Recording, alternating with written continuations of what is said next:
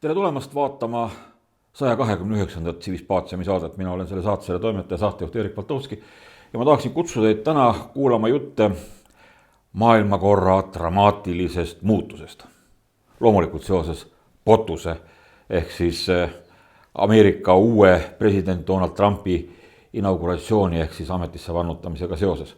POTUS siis, kes veel ei tea, teist on lühend inglisekeelsetest sõnadest President of the United States, esimesed tähed sellele. Ja sellel väga pidulikul üritusel, sellel inauguratsioonil osales Eestist vaid 2 inimest. Üks. Ja selleks on Martin Helme. EKRE esimees, Riigikogu EKRE fraktsiooni esimees ja endine rahandusminister aastatel 2019-2021 ja endine Riigikogu aseesimees 2021-2023. Kuidas sai juhtuda see, et Eestist ainult üks inimene, kas isegi meie suursaadikud polnud kohal, see, et Karisti kutsutud, kuidagi nagu kummaline muidugi. Okay. Ja ei suutnud, vabandust, jah, kui sa küsisid, diplomaatiline korpus oli kutsutud ja selles mõttes Eesti suursaadik oli ka. Vaikis, eks ole alati. Jah, see on ametikoha järgne, aga Eestist ei olnud kedagi rohkem kutsutud. Tõsi, me käisime Helle-Moonika Helmega Ameerikas inauguratsioonile eelnevatel päevadel ühel teisel suurel üritusel ja see toimus siis Mar-a-Lagos ehk siis Trumpi residentsis seal Floridas, Palm Beachis, nimetatakse lõunapoolseks valgeks majaks, aga maja muidugi on roosa. Aga Monika Washingtoni edasi ei tulnud. Mulle tundub, et Eesti eliit näib olevat šokis, midagi on nende mõistes täiesti lubamatult juhtunud, tagurpidi juhtunud, et ilmed on väga üllatunud, hapud, keegi ei saa aru, mis toimub, liberalistlik maailm variseb kokku või nad on seda liberalistlik sellist ärklevat maailma tahtnud mitu aastakümmet ju Eestile vägisi kaela määrida, kuigi põssis, meie siis põhiseadus pole ju sellest silpigi, et Eesti oleks liberaalne riik.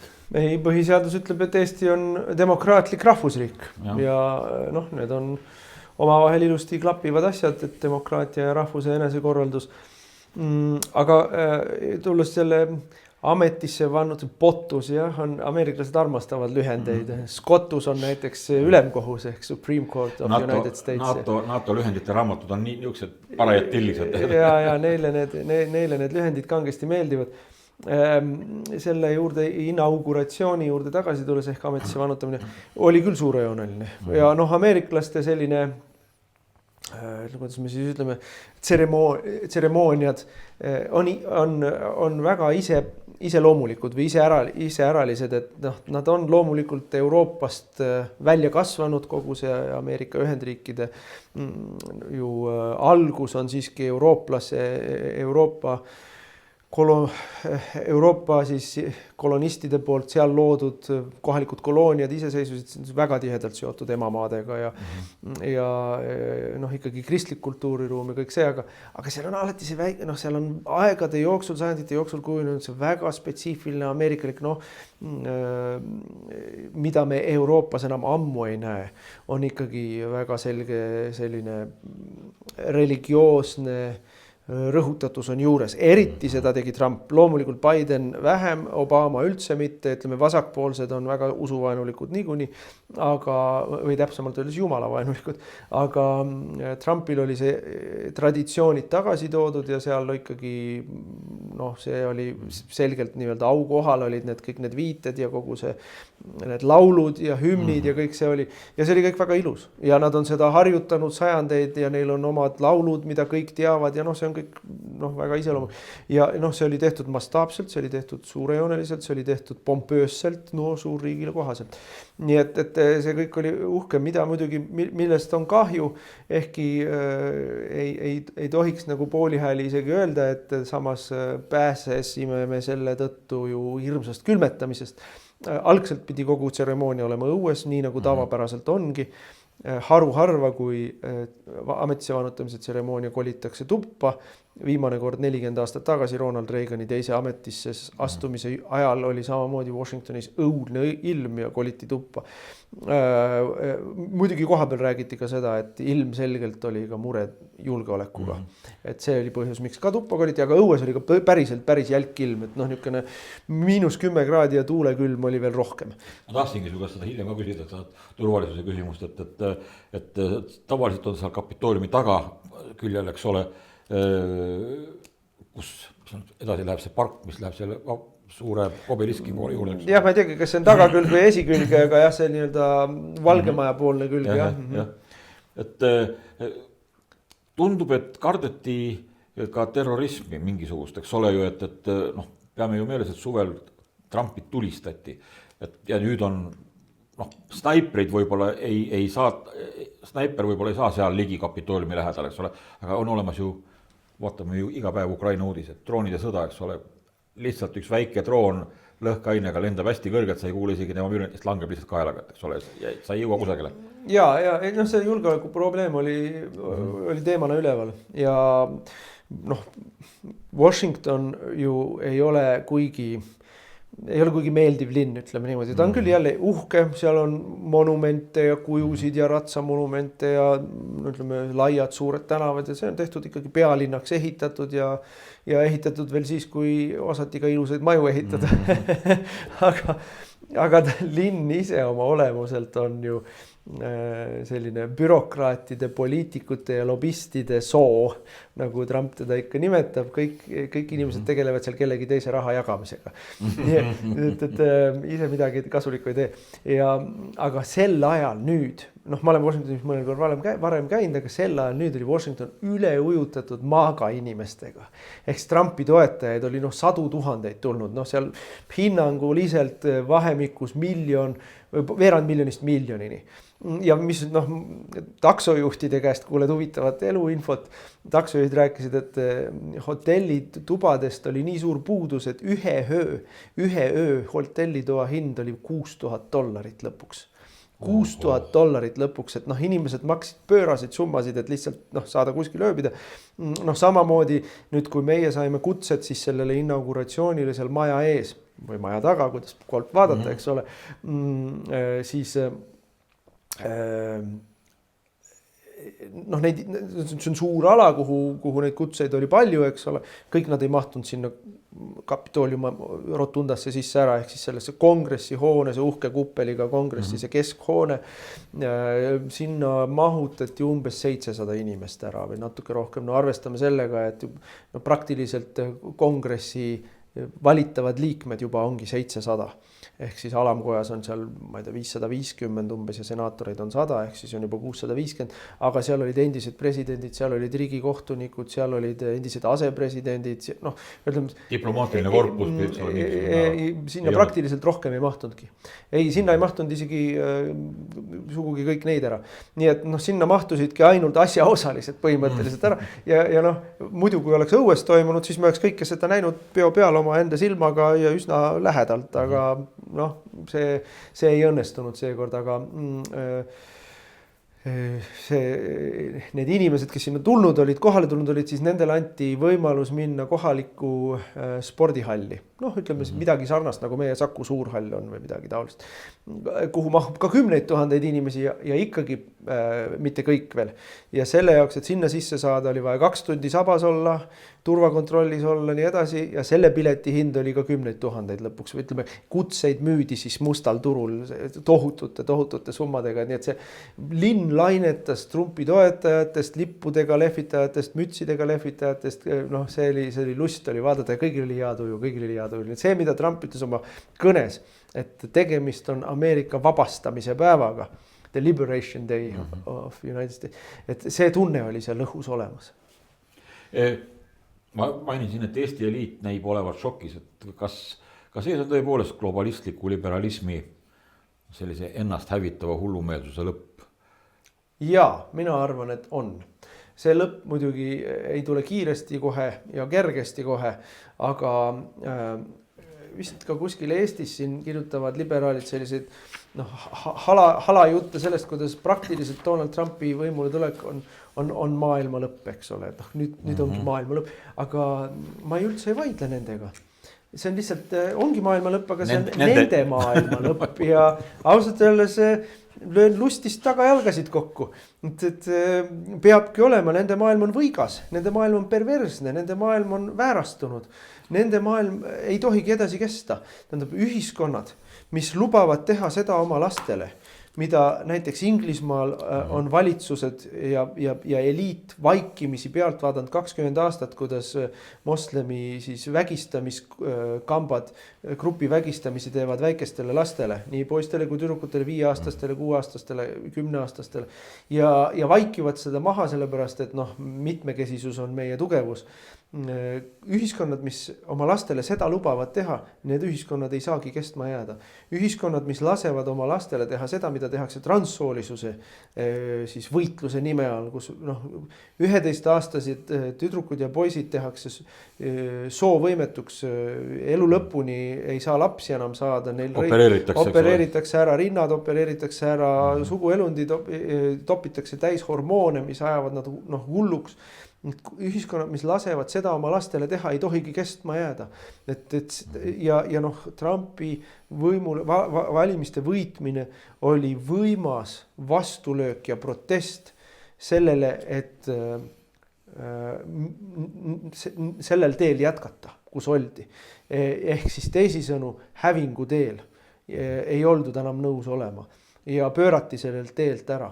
Nii et selles mõttes see ongi selle liberaalse düstoopia lõpu algus ja selles võtmes minu meelest on väga kohane võrrelda seda Berliini müüri langemisega. Berliini müüri langemine tõi kaasa oma järgnevate protsessidega ju siis kommunistliku võika düstoopse ühiskonnakorra kokkuvarisemise. See võttis aega, see ei juhtunud kohe. See ei läinud alati ilma vägivallata, aga põhimõtteliselt kogu maailma kord muutus. Ja minu meelest Trumpi teine ametiaeg viib meid samasugustele arengutele. Et see maailmakord, mis meil siiani on olnud, see muutub täielikult. Kas ta jõuab 4 aastaga? Ma ise mõtlesin, kui ma seda saadet ette valmistasin selle peale, et Saksamaal käis vasakpoolsete kõikide nende liberalistide või liberalistide võimuvõtmine umbes 40-45 aastat. Kas keegi mäletab veel sellist tegelast Saksamaal nagu Joschka Fischer? Ja selle 70. lõpus, 80. aasta alguses algas juba ju see marš durch die Institutionen saksa keeles, marss läbi institutsioonide, kus neid vasakpoolsed lihtsalt samm-sammult võtsid neid institutsioone üle. See kestis umbes 40 aastat on see kestnud, eks ole, see jama, või isegi 45. Joschka Fischer oli siis endine Saksa liiduvabariigi välisminister ja asekantsler selle Putini või Butleri sõbra Gerhard Schröderi valitsuses. Kas tagasipööre saab toimuda siis selle 4 aastaga, lihtsalt, et Trump lööb jalaga vastu maad, et ma käsin? Jaa, ma arvan, et see on võimalik. Mida tuleb vaadata? Kui Trump esimest korda ametis oli, siis ta ju lubas hakata kohe ehitama Mehhiko piirile müüri, piiritara. Ja tal võttis 2,5 aastat aega, et nii-öelda esimesed piiritara lõigud, et kongress sõdis talle vastu, raha ei antud, ei saanud, ei läinud, oma valitsuse liikmed ei toetanud. Ta on esimese nädalaga ametis, ta on nädal aega ametis olnud ja piiritara ehitus on juba käivitatud. Ta oli 1 päeva ametis olnud, kui juba toimusid deporteerimised ehk repatrieerimised ehk riigist välja saatmised. Kui mõelda selle peale, et tema esimesel ametiajal ei toimunudki riigist välja saatmisi eriti, vaid lihtsalt, pandi kinni sissevool ja juba see oli nagu suur saavutus. Siis nüüd on sissevool pandi esimesel päeval kinni ja esimesel päeval hakati ka välja saatma. Ehk siis, mis on nagu oluline aru saada, on see, et tema jaoks see 4 aastat, kus ta oli siis nii-öelda oma kõrberännakul, on olnud aeg, kus ta on läbi mõelnud, ta on õppinud, ta on moodustanud omale meeskonna, tema tõhusus ja mis on väga oluline ka muidugi, tal on nüüd kongressi mõlemate kodade toetus ja mitte lihtsalt kongressi mõlema koja toetus, vaid tal on mõlemas kongressi kojas enamuses on ju nii-öelda temameelsed vabariiklased, mitte need pehmod või peavoolu või noh, sellised, kes põhimõtteliselt tegelikult töötavad talle vastu, nagu eelmisel korral oli. Nii et noh, tal on nagu tohutult hea positsioon viia tõhusalt ellu oma lubaduste täitmist. Nüüd Euroopa on natuke teistsugune ju, sellepärast et Euroopas ei ole mitte kaheparteisüsteem, Ameerika on majoritaarne süsteem, eks ole, kes võidab, see võidab kõik. Kui sa, ja ongi 2 presidendikandidaati, üks neist peab võitma, eks ole, ja tema moodustab ka valitsuse ja ka kongressis ongi ainult 2 parteid, eks ju. Nüüd Euroopa ei ole, Euroopas isegi Inglismaa, mis on üks väheseid majoritaarseid riike järeli Euroopas, tegelikult ei ole enam 2 parteisüsteem. Kõikides teistes riikides on ikkagi koalitsiooni, on proportsionaalne, on koalitsioonisüsteem ja koalitsioonisüsteem tähendab väga suure tõenäosusega seda, et tuleb teha mitme parteiga valitsusi.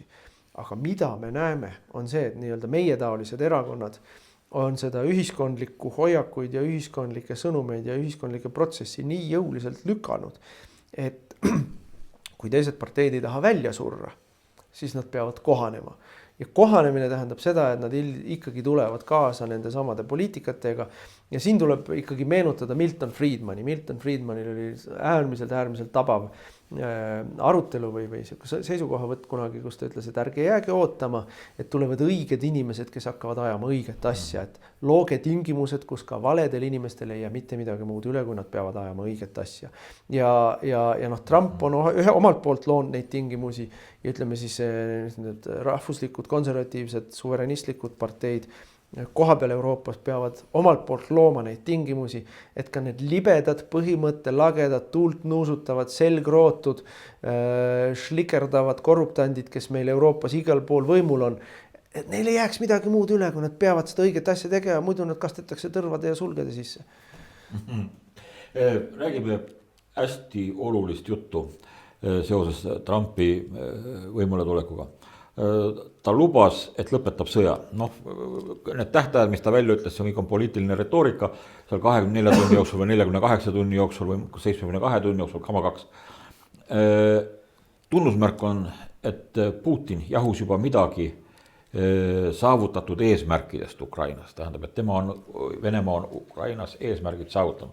Sellist juttu jahuvad Vene juhid tavaliselt siis, kui nad tunnevad, et selg on vastu seina.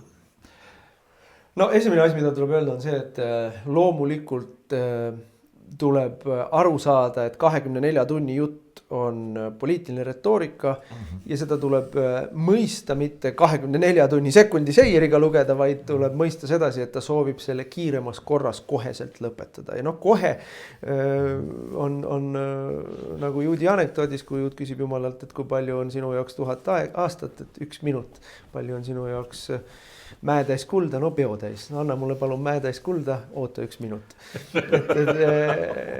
Et see on niisugune, sellest tuleb aru saada, et see on retooriline, et see, aga noh, mingit kahtlust ei ole selles, et ta soovib tõesti selle sõja kiiresti lõpetada, ta soovib selle sõja lõpetada kiiresti selles niimoodi, et et selle sõja tulemusel ei tekiks muljet või ei tekiks siis nagu arvamust, et ameeriklased on selle sõja kaotanud. Et, ja paneme, siin on väga oluline. Teda ei huvita, kas eurooplased või ukrainlased on kaotajad. Teda huvitab, et Ameerika ei ole kaotaja. Et see on nagu oluline spetsiifika. Aga kui venelased tunnevad ennast Putin tunneb ennast ka võitjana. Ja no vot, ja siin nüüd ongi, eks ole, et siin on nagu praegu toimub hästi palju sellist nagu nii-öelda ootuste manageerimist, nagu öeldakse, või selle mulje loomist. Aga noh, ütleme siit ja sealt kõlab ikkagi, et nad on enam-vähem on hakanud ilmet võtma selle kokkuleppe põhijoonis. Ja nüüd toimub vastastikune kõvatamine, nii-öelda vastu rinda tagumine, et me oleme siin, me veel näitame teile. 2 gorillat, jah. Ja noh, et meie ei ole need, kes järgi andsid. Noh, see rituaalne tants juba käib, me näeme seda. See on märk, selle rituaalse tantsu toimumine on märk sellest, et liigutakse tegelikult kokkuleppele lähemale. ja noh, nii-öelda köetakse või suunatakse ootusi ja köetakse muljet. Nüüd, mis see kokkuleppe sisu on, me jätkuvalt ei tea. Ja kas see kokkulepe on lõplikult saavutatud, seda minu meelest ma arvan, et praegu veel ei ole. Aga mingisugune selline kontuur hakkab tekkima. Ja siin tuleb nagu, ja siin on nii häid aspekte sellel asjal kui halbu aspekte kahtlemata. Et esimene asi, mis tuleb, mis meie jaoks, Eesti jaoks on kõige olulisem küsimus on Eesti jaoks ikkagi see, et mis saab edasi. Mitte see, mis saab Ukrainast, vaid mis saab edasi. Meil on ju Hiina. Meil on, alustame lihtsatest asjadest, meil on reformierakondlik valitsus, kes on meid täielikult relvitustanud. Meil ei ole kahureid, meil ei ole tankitõrjekahureid, meil ei ole õhutõrjekahureid, meil ei ole laskemoona, meil ei ole sapöörimaterjali. Meil ei ole varjendeid. Meil ei ole mitte midagi, meil ei ole kiivreid, meil ei ole kuuliveste, meil ei ole mitte midagi. Meil ei ole droonivõimekust, meil ei ole droonitõrjevõimekust, me oleme kõik, mis meil on ära andnud. Ja ikka selle jutuga, et Ukraina sõda on meie sõda ja kui Ukraina võidab, siis meie oleme võitnud ja kui Ukraina kaotab, siis me oleme kaotanud. Aga nüüd on, ja see on nagu selline väga kõik panga peale mängimine, eks ole, et tõepoolest, kui Ukraina kaotab, siis me oleme täiesti kaitsetud. Ja selles võtmes, kui me nüüd niipidi asjale vaatame, siis meie asi on hoolitseda selle eest, et Ukraina ei kaotaks, vähemalt mitte totaalselt.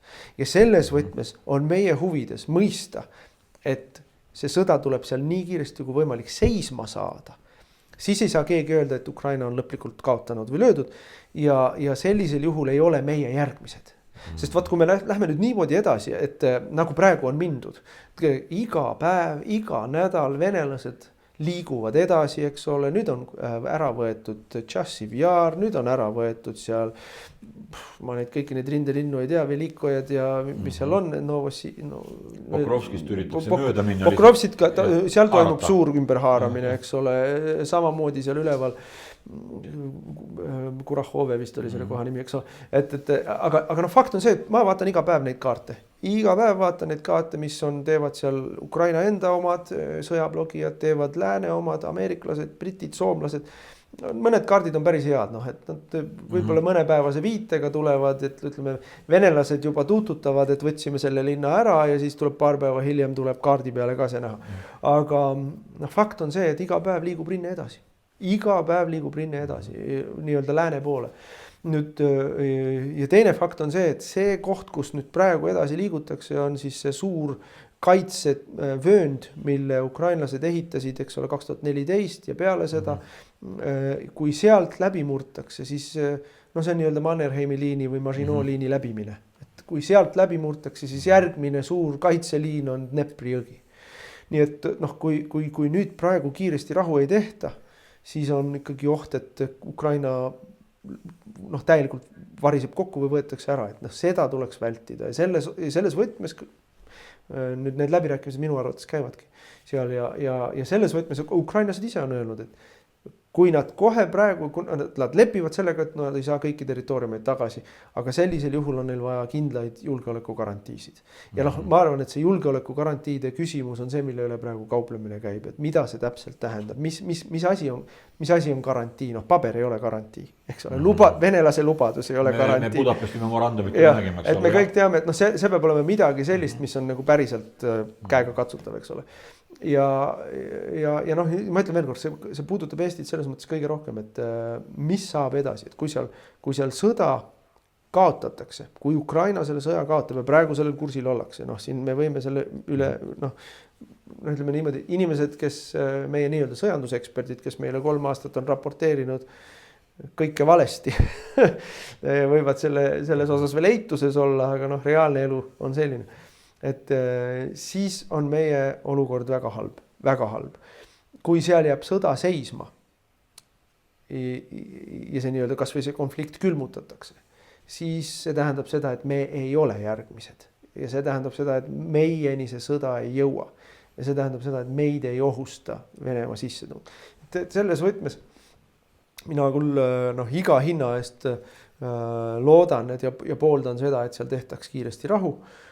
Praktiliselt kõik saavad aru, et selle rahu osaks on nende territooriumite jäämine venelaste kätte, mille venelased on ära vallutanud, suures osas vähemalt, võib-olla kuskil mingit asju õgvendatakse, aga laias laastus nii ta on. ja noh, kauplemine või vaidluskoht käib selle üle, et mis siis see osa Ukrainast, mis ei ole venelaste kontrollil, milline see olema hakkab, kas ta on neutraalne riik või kuidas tema julgeolek on tagatud, noh, missugune valitsus seal olema hakkab, kõik see. Ehk see sama kuulus reaalpoliitik, eks ole. Absoluutselt, ja ma arvan, et me näeme neid tulemusi üsna varsti. Et see rullub meie silme ees lahti üsna varsti, et noh, kas see on mõne nädalaga või maksimaalselt mõne kuuga, aga mitte kauem. Räägime ka sellest, et ameeriklastel on üks suur probleem, see on Hiina küsimus. Venemaa taltsutamine kainestaks ka Hiinat. Kui venelased saavutavad edu, siis Hiina saab sellest kuraaži, kardetakse. Ja me teame, mida Hiina tahab. Hiina tahab Lõuna-Hiina merd ja Taiwanit, eks ole. Ja selleks siis ennustatakse, paljud poliitvaatlejad ennustavad Ameerika ja siis Hiina vahel ka sõjalist tegevust, isegi kolmandat maailmasõda. Endine USA riigisekretär Antony Blinken ütles muide ühe väga vahva mõtte, et venelaste unistused suurest võitmatust Venemaast, kes siis jutumärkidesse lõppevad alati kaardisüsteemiga toiduainetele ja USA humanitaarabiga. Et noh, varem või hiljem Venemaa peaks kokku varisema vähemalt nende sanktsioonide all. Venemaa tahab sanktsioonide alt välja saada, igal juhul, eks ole, kaubandussanktsioonide alt, majandussanktsioonide alt. Et muide viimase 150 aasta jooksul on ameeriklased Venemaad päästnud korduvalt. Seda otseses mõttes kõrvupidi, no ütleme otse, pasast välja tõmmanud. Ühesõnaga, nii teises maailmasõjas, peale esimest maailmasõja kodusõja ajal, pärast või kodusõda anti nepi ajal anti neile humanitaarabi. Enne seda veel tsaari ajal paar korda päästeti Volga naljahädast neid ära ja nii edasi ja nii edasi. Et kui sanktsioonid maha võetakse, siis see tähendab seda, et venelased, kui nad rikastuvad, see on alati Venemaaga nii, siis nad lähevad kuraasi täis jälle. Kui nad vaesemaks jäävad, siis Venemaa muutub vaiksemaks. See on see, mis juhtus ka Nõukogude Liiduga perestroika ajal. Ühesõnaga, äkki olid püksid auklikud ja laua pealt leib kadunud ja siis oldi õnnelikud ka Bushi siniste kanajalakest üle või see, noh, mida venelased siiamaani taga kiruvad. Ühesõnaga, et ta müüsime ennast Bushi siniseks teinud kanajalakeste pärast maha. Ja no...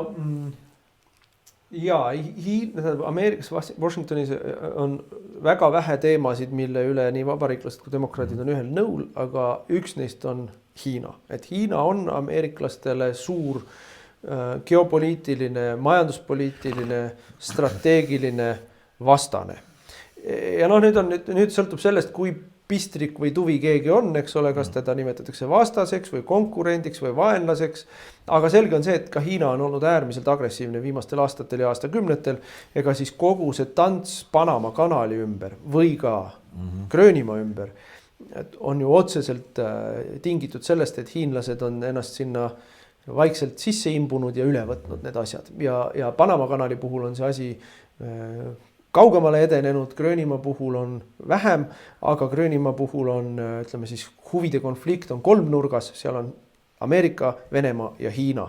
Ja noh, loomulikult Taani selles mängus noh, lihtsalt on nii väike, et noh, ta selles mängus kaasas ei ole. Ja noh, ma olin seal samas Washingtonis, istusin päris pikalt juttu ühe Taani konservatiivse poliitikaga, kes ütles, et noh, et ega ei, et kui Trump oleks lähenenud teemale natuke teise nurga alt, et siis ei oleks Taani ühiskond nii tagajalgadel, aga noh, kuna ta nagu kogu taanlastele pani nagu litaki kirja, siis ka need Taani konservatiiv, et noh, Taanis ei ole Gröönimaa teemal niisugust nagu nii ühest seisukohta varem olnud, et Gröönimaa tahtis juba ammu iseseisuda, nad maksavad sellele hirmsal kombel peale, see ei huvita neid, näiteks erinevalt Fääri saartest, kus elavad ikkagi nii-öelda etniliselt taanlased põhimõtteliselt või põhjamaalased, siis Gröönimaal on tegelikult teist sorti inimesed, ütleme nii, pole taanlased. Ja no see Gröönimaa ei olnud neile nagu kuidagi nii kallis hingelähedale, et kui hea raha eest maha saaks müüa, siis noh, osad taanlased oleks täitsa olnud kohe valmis. Muide, britid on esimesel järjekorras, see on mingisugune majanduslik või tähendab vana leping Suurbritanniaga, et kui müüakse Gröönimaa maha, siis siis kõigepealt võivad seda taotleda britid. Ja need lepingud on muide Napoleoni ajast pärit. Et need olid Napoleoni ajast pärit, kui Taani oli sõjas Rootsiga ja Rootsi oli Napoleoni liitlane ja ütleme, seal olid veel siis ka Saksamaa erinevad riigid, kes olid ühel pool, kes teisel pool ja siis ühel hetkel taanlased olid sunnitud tegema Rootsiga rahu ja selle rahu tingimused olid ka territooriumite loovutamised, aga unustati ära kaugel meres asuvad saared, Fäärisaared ja Gröönimaa. Ühesõnaga, aga nende nii-öelda kolooniatega, seal on pikk ajalugu ja see ajalugu on 800 aastat vana ja kõik see. Aga taanlased saavad ju ratsionaalselt aru, et Hiina, Venemaa ja Ameerika nii-öelda kolmeses boksis, nad ei ole kaalus, nad ei ole samas kaalukategoorias. Aga samal ajal nad ei saa ka endale lubada seda, et korra käratati ja me kohe anname oma territooriumid ära. Kas Euroopa Liit ei seista taanlased taga? Euroopa Liit ei saanud alguses üldse aru, mis toimub. Ega Kaja Kallas ei teadnud isegi seda lihtsat asja, et Gröönimaal puudub suveräänsus. Ta nõudis, et Trump austaks Gröönimaa suveräänsust, et ei, kullakene, kajakene. Gröönimaal ei ole suveräänsust, see on Taani suveräänsus. See on Taani koloonia ja see on Taani kuninga suveräänsus, mis seal on. Ja Gröönimaal on autonoomia. Nii et kas ta ei saa aru, mis asi on suveräänsus või ta ei tea, missugustel Euroopa riikidel on milliste territooriumite üle kontroll. Igatahes Euroopa kõrge välisesindaja on lihtsalt oma kohal täiesti ebakompetentne. Aga mida täiesti selgelt ma nägin jälle ka, kui ma seal Washingtonis olin ja kui ma nendega rääkisin, Trumpi administratsioon, eriti teine ametiaeg, Euroopa Liitu ei pea millekski. Tema räägib prantslastega, inglastega, sakslastega, itaallastega. Eraldi, sest et ta on suveräänsuse pooldaja. Need on riigid ja tema räägib riikidega, mis asi see Euroopa Liit on.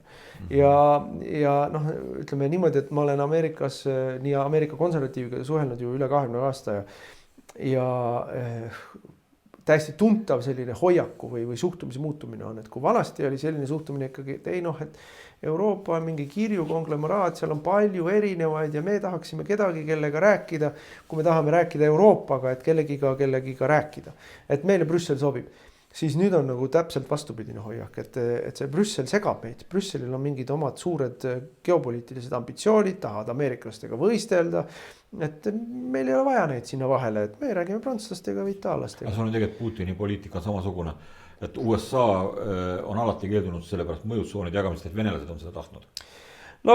Nii või teisiti tänaseks päevaks on see selline hoiak ja ütleme selles mõttes see hoiak kasvab ju välja Euroopa Liidu pikaaegsest poliitikast, mis ise vastandab ennast Ameerikale. Ja me ei räägi siin ütleme mingisugusest julgeolekualasest koostööst, kus Euroopa Liit on lihtsalt liugu lasknud Ameerika maksumaksja seljas pikki aastaid ja samal ajal siis nagu sõimanud nurga tagant. Aga kaubanduslikult Euroopa Liit on väga protektsionistlik, ei lase Ameerika kaupasid Euroopa turule. Trump räägib energiast, aga ta ei lase ka autosid ja ta ei lase kodutehnikat ja ta ei lase kõike seda. Et kaubanduslikult on Euroopa Liit ja lüpsab ameeriklasi sõna otseses mõttes ja ameeriklastele ei meeldi see. Ja kuna väliskaubandus on Euroopa Komisjoni käes, mitte liikmesriikide käes, siis ameeriklased on otsustanud nüüd selle asja ümber teha.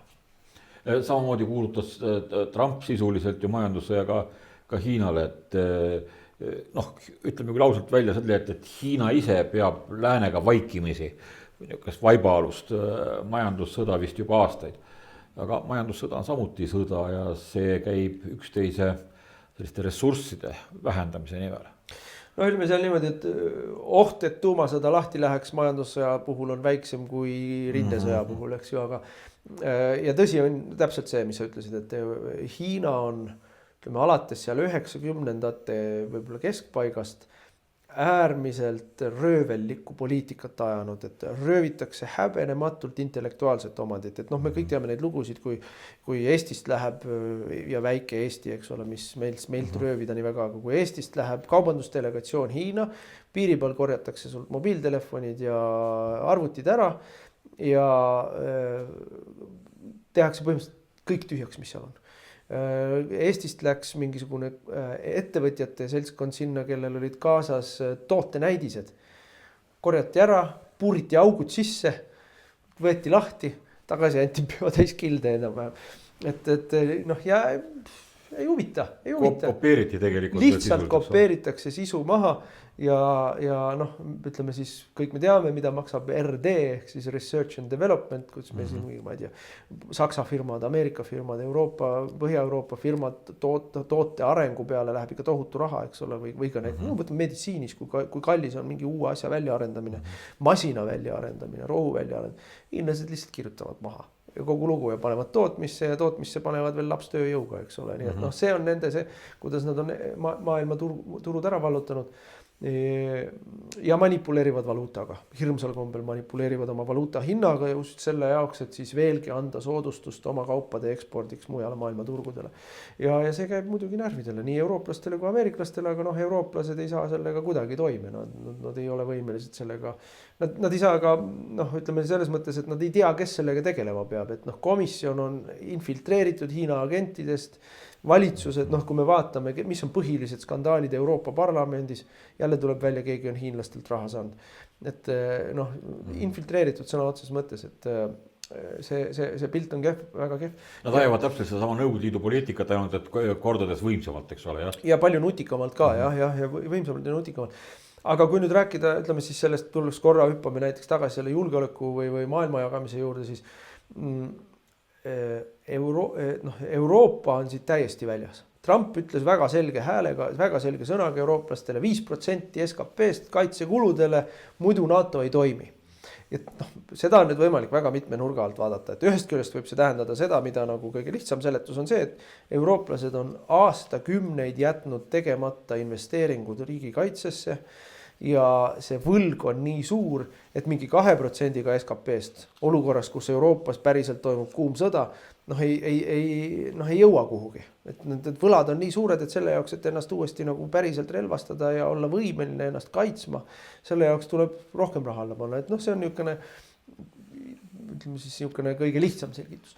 Aga võib ka olla sellele asjale vaadata niimoodi, et Trump pani meelega 5% lati ja selle lati saavutamine praktiliselt peaaegu üheski Euroopa riigis ei ole võimalik, lihtsalt seda raha ei ole. Ei ole Eestis, ei ole Poolas, ei ole Saksamaal, ei ole Inglismaal, seda raha lihtsalt ei ole. Riigid on ju niigi juba pankrotis ja seda nii-öelda latti pannes lõi Trump endale eeldused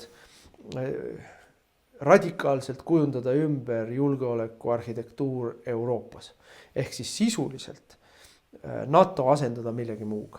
Ehk siis sisuliselt öelda, et teie seda 5% ei pane, meie teile paragrahv 5-ga appi ei tule.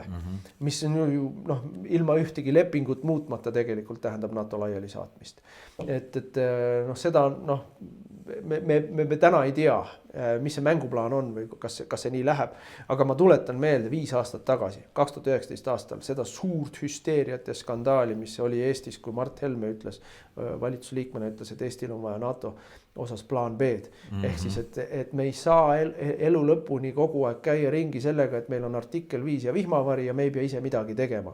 Ja noh, sel ajal ju selline hoiak oli, et meil on artikkel 5, Eesti on kaitstum kui kunagi varem, me ei ole kunagi nii kindlalt olnud kui täna ja ärge muretsege millegi pärast. Ja noh, Mart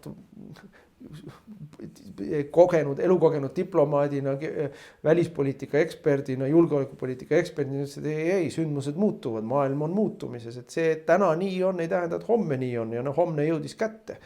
Ja kus kõik need inimesed on, kes tookord huilgasid, kuidas kahjustatakse Euroopa transatlantilisi suhteid, Euroopa ühtsust, liitlassuhteid ameeriklastega. Aga mis teie vastus on? Kus teie ettevalmistus oli? Kui kaugele teie ette mõtlesite? Ja mis me nüüd teeme siis selles olukorras? Trumpil või oli tema abilisel Elon Muskil avaldus, et Ameerika Ühendriigid ei peaks kaitsma riike, kus ei viida läbipaistvaid demokraatlikke valimisi, kus suures nad ise on öelnud, et Ameerika Ühendriigis elektroonilisi valimisi ei tohiks enam teha. Meil on e-valimised, muide Eestisse tuleb ka OSCE ekspertmissioon e-valimisi vaatlema. Küsimus on, kas ameeriklased on valmis Eesti eest oma mehi surma saatma või meid kaitsma, kui meil need e-valimised jätkavad. Mis juhtub siis, kui näiteks seesama ekspertkomisjon või me võime järgmisena kutsuda ka Elon Muski need taibud. Ühesõnaga, ma tegin jutumärkide märgi, aga tegelikult mõtlen seda päris tõsiselt, ühesõnaga taibud, kes tema tehnoloogia ettevõtetes töötavad, neid samu sedasama ekspertiisi tegema meie e-valimiste suhtes, eks ole. Nad võtavad bitideks, baitideks lahti, panevad kokku tagasi, saavad aru, kus kohast see aken on, kus kohast manipuleeritakse. Ja mis juhtub siis? Tehisintellekt tänasel päeval on niivõrd võimas juba, et selle abil meie e-valimiste süsteemi uppi ajada ei ole keeruline. Ja jah, see OSCE missioon, mis Eestisse tuleb, ma pööraks sellele päris suurt tähelepanu, sest et see on sisuliselt, nad küll teesklevad, ütleme, meie peavool teeskleb, et see on täiesti rutiinne tegevus ja kogu aeg käiakse ja parendatakse ja see on normaalne, et meile tullakse hüva nõu andma. Ei, see ei ole normaalne, see on täiesti ebanormaalne, et tullakse niimoodi valimiste vahel seal välja meid kontrollima ja sisuliselt ju on kahtlus õhus, et meie valimised on kõik võltsitud olnud ja rikutud olnud ja meil valimissüsteem ei tööta nii kui peab. Ja huvitav, lõbus, äärmiselt lõbus nüansikene. Eelmisel nädalal siin reformierakondlased tegid siin affi ja korraldasid mingisuguse eelnõu, mis mõistis hukka Gruusiat ja Gruusia valimisi. Ja üks argument, miks Gruusias on halb valitsus, on see, et seal on elektroonilised valimissüsteemid ja neid ei saa ju kontrollida ja neid ei saa ju tagantjärgi ei saa kunagi enam teada, kes kuidas päriselt hääletas. Et huvitav, et Gruusias on sellepärast ebaseaduslik valitsus, et neil on elektroonilised valimised, aga Eestis on internetivalimised lausa ja see ei sega kedagi nüüd.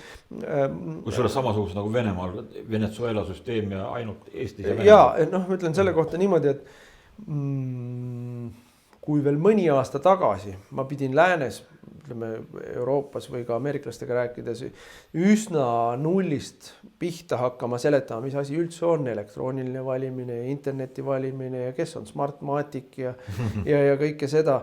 Ja inimesed ei suutnud uskuda, sest see kõlas nii pööraselt, missugune on meie valimissüsteem ja ei suutnud uskuda, et kuidas saab olla võimalik, et demokraatlikus riigis ikkagi valimiskomisjon ise ei tunne üldse muret selle pärast, et valimisi on võimalik võltsida.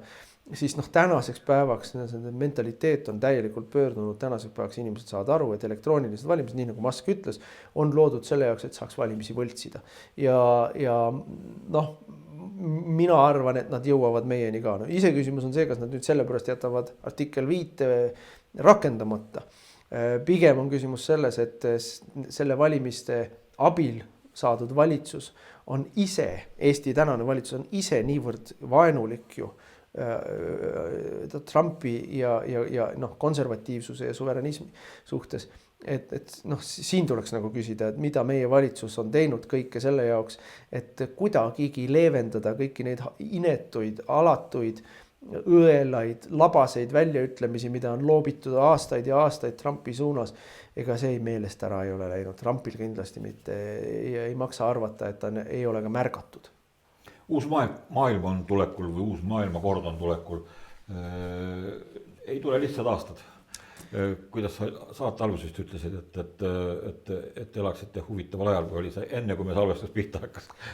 Jah, aga ma ütleksin niimoodi, et lootusrikas aeg on, sest et kui veel mõni aeg tagasi, mõni kuu tagasi, mõni aasta tagasi oli selline tunne, et Euroopa tsivilisatsioon on vääramatult määratud hääbumisele ja hukule, siis nüüd meil on võimalus, see ei ole garanteeritud, aga nüüd on meil võimalus pöörata Euroopa tsivilisatsioon uuesti tõusule.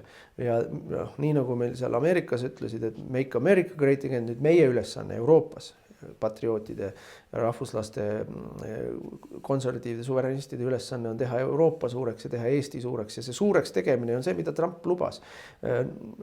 Normaalsus tagasi, igasugused, homopööre ära lõpetada, et kogu see transõudukas ära lõpetada, rohepööre ära lõpetada, jõukus tagasi. Ja väärikus tagasi ja turvalisus tagasi, et see tähendab immigratsiooni lõpetamist, et need on nii lihtsad asjad, et kui me need kõik suudame ära teha, siis Eesti ei pea muutuma nii-öelda, ma ei tea, mõõtkava mõttes suureks, aga elu Eestis läheb heaks ja see ongi Eesti suureks tegemine. aitäh, Martin Helme, et tulid Civis Paciumi saatesse. aitäh kutsumast. Meie kohtume teiega taas jälle nädala või 2 pärast siis, kui tekivad meil uued teemad ja seniks teile kõike head, nägemiseni.